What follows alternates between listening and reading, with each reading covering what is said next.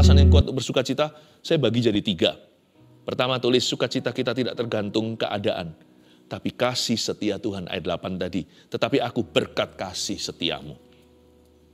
Bedanya joy dan happiness apa? Happy dan joyful, happiness dan joy itu tidak berada di halaman yang sama loh. Mirip tapi tidak sama, bedanya langit bumi.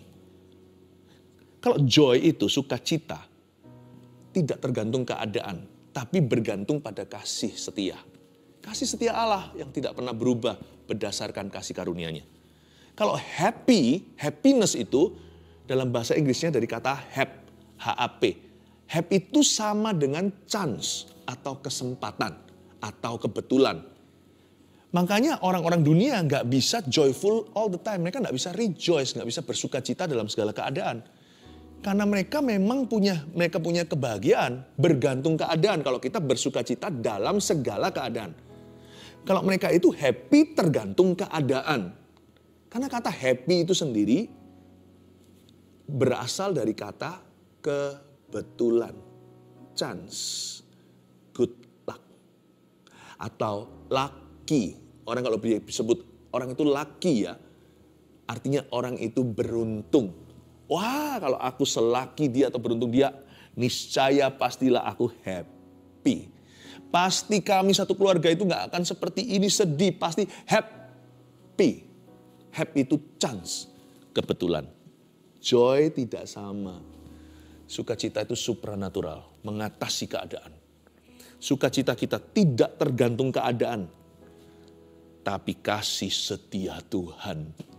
Biarpun gunung beranjak, bukit bergoyang, namun kasih setiamu tak akan beranjak dariku. 2, yang kita pelajari tadi, siapa terpengaruh perkataan manusia, tak akan pernah bersuka cita. Udahlah, masuk kutukan ini kalau sampai kita langgar ini. Kalau kita bergantung apa kata orang, udah pastilah tak akan pernah konsisten sukacitanya. Bahkan bisa-bisa nggak pernah bersuka cita sama sekali. Karena manusia sebagian besar itu termasuk kita. Kita ini beda karena lidah kita sudah dikekang sama Roh Kudus. Tapi kalau tidak, kita juga sama. Perkataan mereka tidak ada yang jujur. Kerongkongan mereka seperti kubur terengah-engah. Batin mereka penuh kebusukan.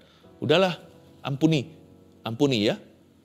Dan juga doakan, berkati. Tapi kalau itu masukan dari orang yang mengasihimu, tidak memberitahukan ke telingamu apa yang telinga Anda ingin dengarkan, tapi apa yang Anda butuh dengarkan, bersyukurlah untuk orang-orang gitu yang berani to tell you the truth. Di hidup ini orang-orang yang berani memberitahu Anda kebenaran, atau yang berani apa adanya terus terang, karena mereka peduli. Kalau orang lain semuanya meresikokan dibenci, dia nggak peduli. Karena dia lebih peduli kebaikan Anda daripada perasaan dia. Dia lebih peduli masa depan Anda daripada dirinya. Sekalipun beresiko disalah ngerti oleh Anda dan saya, mereka tetap mengkonfrontasi. Orang seperti itu permata, berlian benar dalam hidup ini.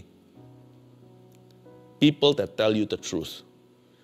Tapi nggak semua orang begitu. Karena itu be selektif ya.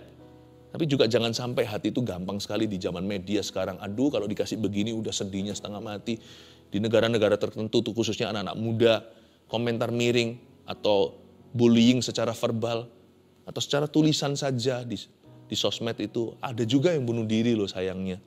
Mungkin ada juga yang lemah imannya seperti itu. Saya berdoa Anda kuat mulai hari ini.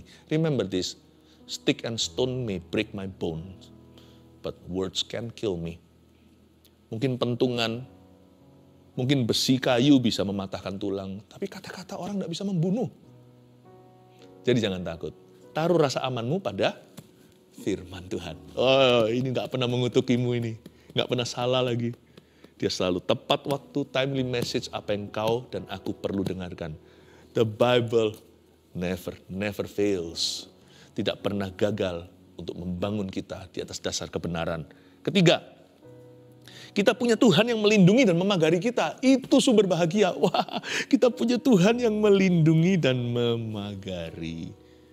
Tadi kan ayat 12-13 yang kita baca, semua orang yang berlindung akan bersuka cita. Engkau yang memberkati orang benar dan memagari mereka.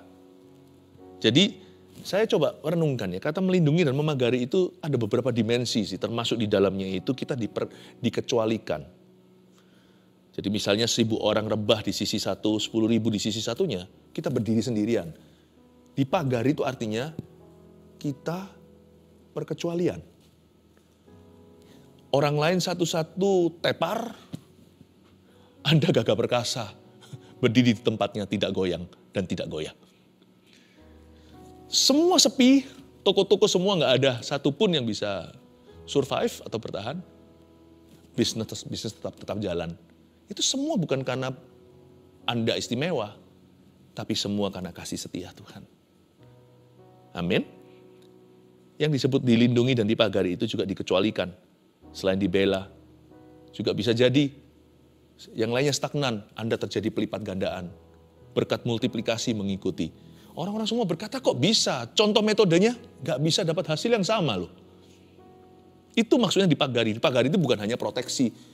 Kan kita gak suka kan kalau ada orang yang overprotective sama kita, yang terlalu posesif.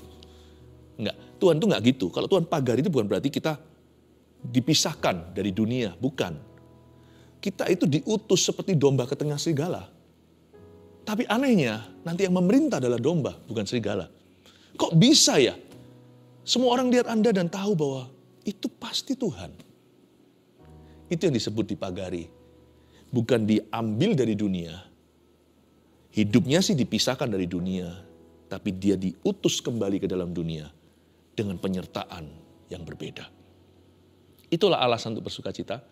3 poin sederhana. Sekali lagi kita review.